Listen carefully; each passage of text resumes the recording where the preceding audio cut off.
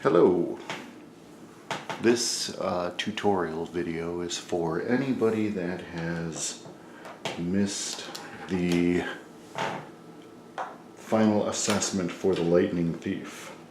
I'm going to go through each section of the final, starting with the hero's journey. So you should have in front of you your copy of the hero's journey. Make sure your name's on it. I put my name on it here, and put all of the reading classes in there. And then also, let's read the instructions for this. You're going to write a gist statement after each chunk of text or each paragraph that you read. You're going to highlight or underline important details to use for the recording form, and that's the last page of this. We'll get to that in a moment.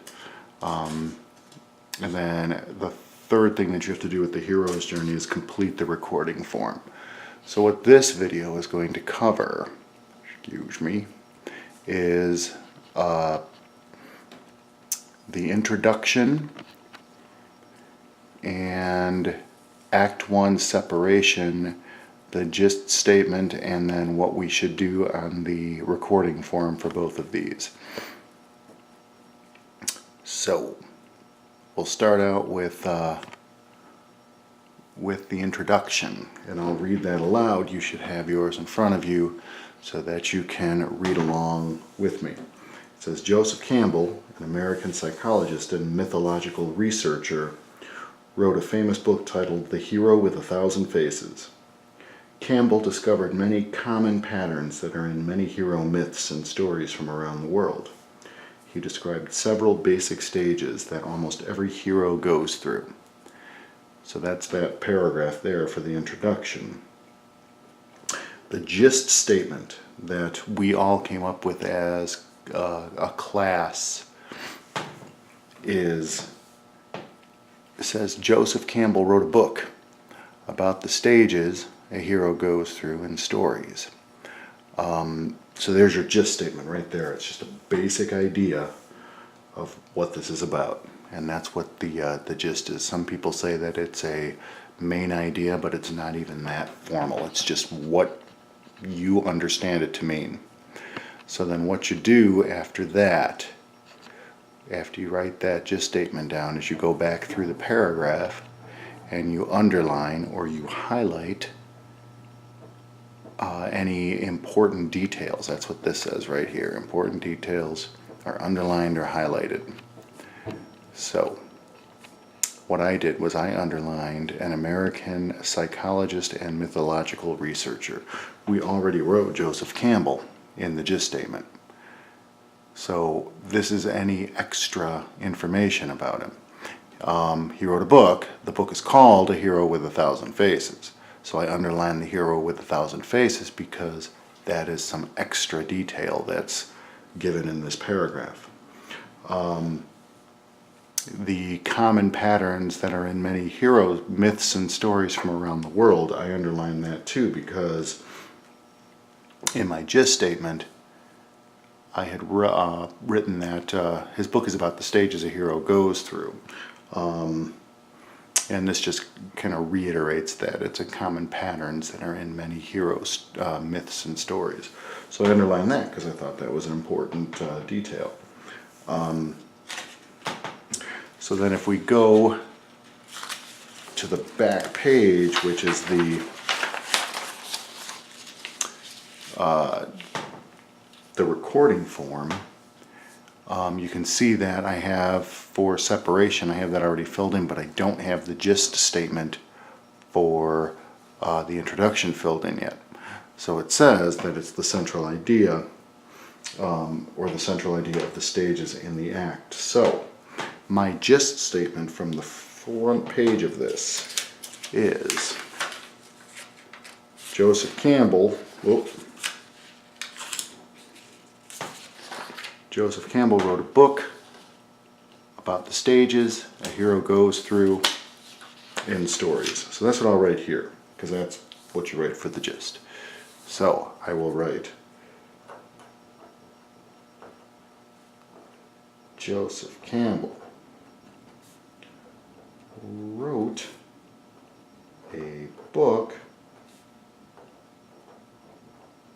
about, and I'll look again here, go back, the stages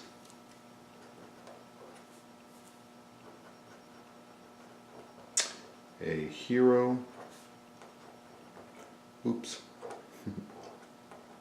goes through in stories, period. And then what it says for this part here is we go back to the introduction and we look for any important details or questions. And then I put here anything highlighted that is not in the gist statement. So if you look at that right there, it says anything highlighted that's not in the gist statement. So we go back and we look at what's underlined or highlighted here, and we've got an American psychologist and mythological researcher. So what I would do here then is I would take this and I'd make a little arrow, and then I'd say he's an American psychologist and mythological researcher. And then maybe pull a bullet point there, put another bullet point underneath it, and find another underlined thing in there. Okay, his book was called The Hero with 1,000 Faces.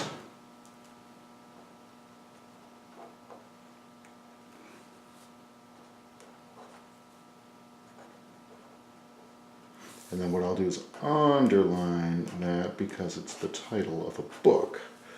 So I underline that, and that's the book that he wrote. So I might circle over here and put another arrow that goes down to here so that I know that I'm talking about that. And then if we look, there's another thing underlined. It says common patterns that are in many hero myths and stories from around the world. What I will do is I will just say patterns.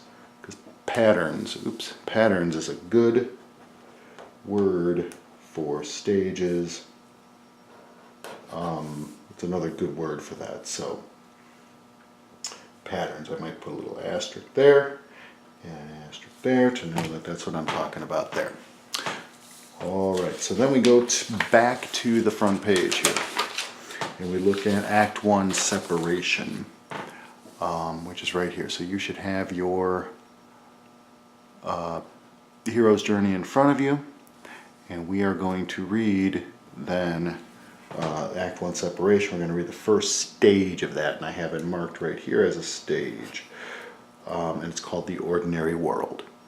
So you're going to have to get to know these stages pretty well to finish this assessment, so make sure that you're listening and reading and marking these stages so that you know that these are the main things that they're talking about.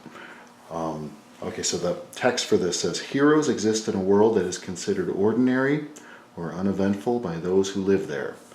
Often, people in the ordinary world consider the heroes odd. They possess some ability or characteristic that makes them feel out of place. So, we have to take the general idea of these few sentences and write a gist statement about it. So, we can say heroes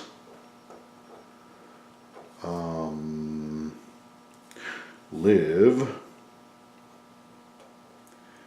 in the ordinary world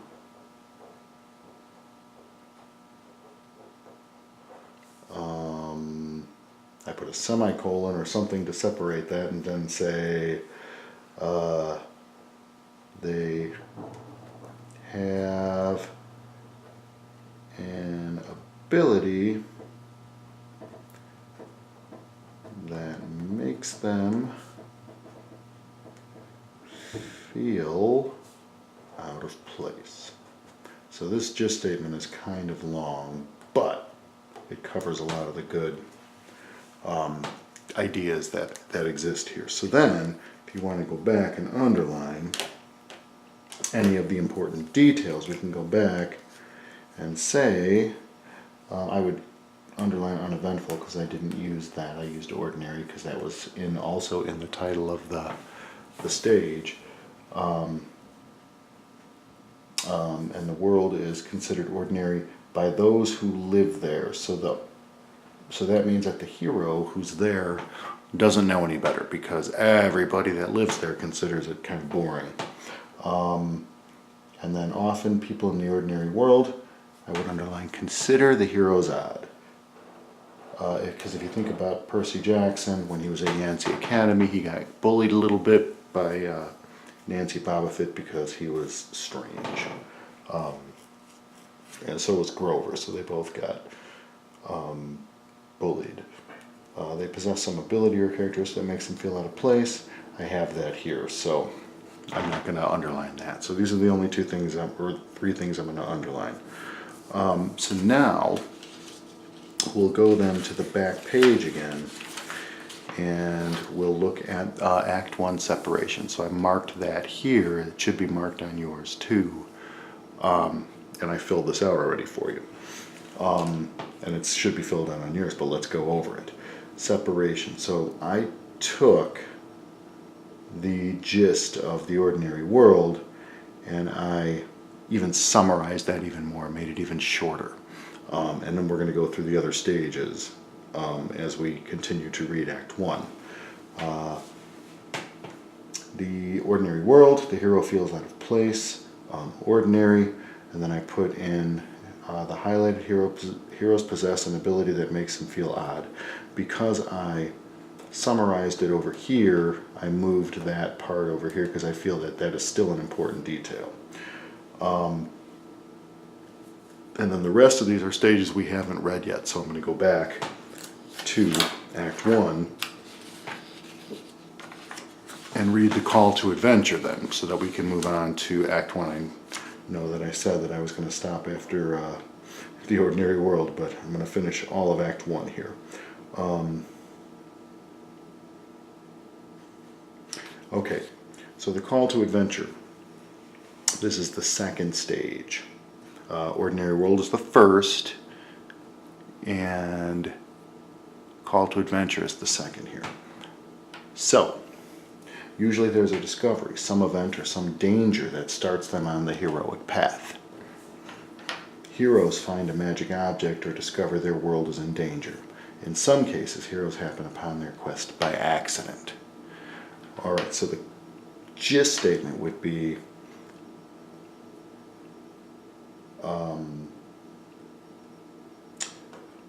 an event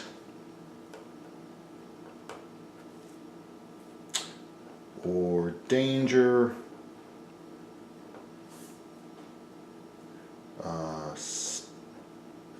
starts the hero on his journey.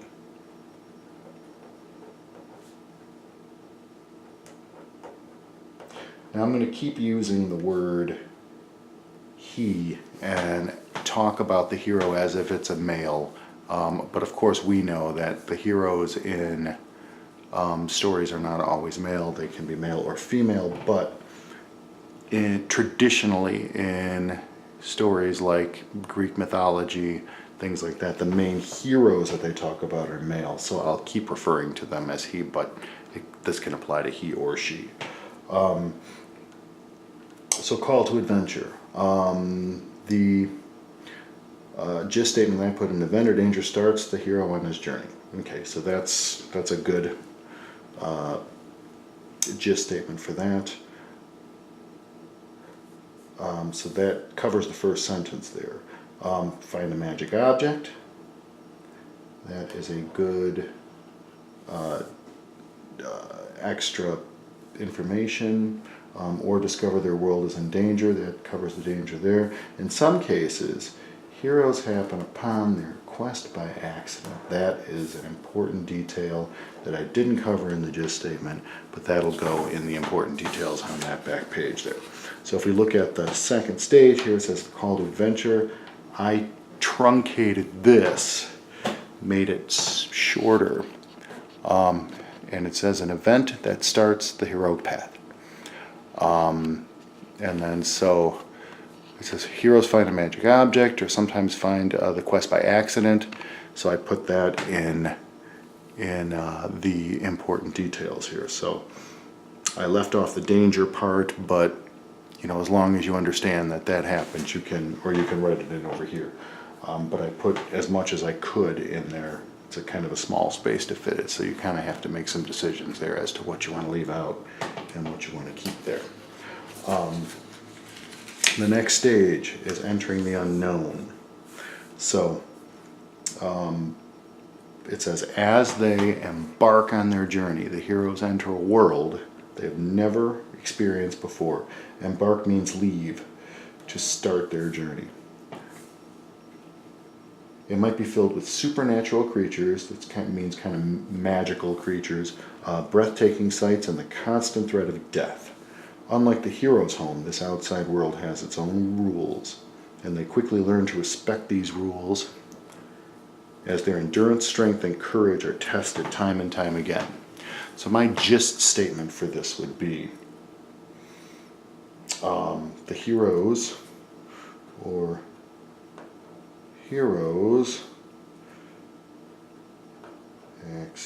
experience a magical world,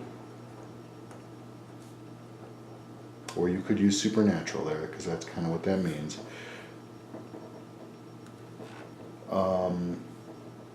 That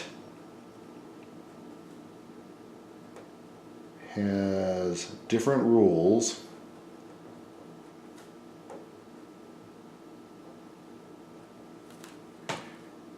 and tests the hero's strength. And that's an apostrophe because he owns it. The hero's strength. All right. So you can underline supernatural, you can underline embark because those are vocabulary words. They enter a world they've never experienced before. That could be a good extra detail there. It might be filled with supernatural creatures, breathtaking sights. I'll underline that because I didn't include that in the gist statement. Constant threat of death. That's a good one right there because it's danger. And it's dangerous. So the test is also tests that put the hero's life in danger. It says, unlike the hero's home, the outside world has its own rules. I covered that in here. And they quickly learn to respect these rules as their endurance, strength, and courage are tested time and time again. I want to underline endurance and courage because I only put strengths here, so I underline the other things. So then we'll go and look at the back page here, and we see entering the unknown, hero enters a world full of magic and danger. That's a good gist statement. So that kind of covers the danger part that I didn't cover on mine that I just wrote.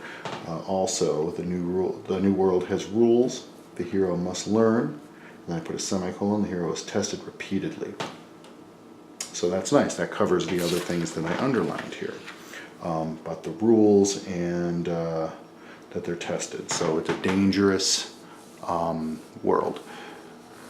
Then we are going to move on to the next stage that I'm going to read with you here. And that is, pardon the movement here, the supernatural aid meeting with the mentor. It says supernatural does not have to mean magical. There are plenty of hero stories that don't have wizards or witches. Supernatural means above the laws of nature, so that'll cover the idea up there too of supernatural. And then I put continued on back, so on the next side we have meeting with the mentor part of this, and it says heroes are almost always started on their journey by a character who has mastered the laws of the outside world and come back to bestow this wisdom upon them. This supernatural character often gives them the means to complete the quest. Some of the time the gift is simply wisdom, other times it is an object with magical powers. In every instance it is something the hero needs to succeed. So, hero meets a teacher. That's what mentor means. from the other side, meeting the mentor. Hero meets a teacher that teaches, that shows him the rules of the new world, or of the world.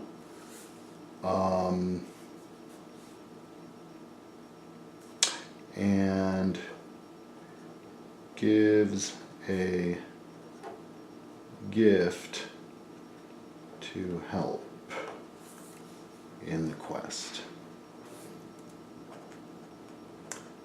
Alright, so we've got that down there. So now we have to underline a ton of important things here, the important details.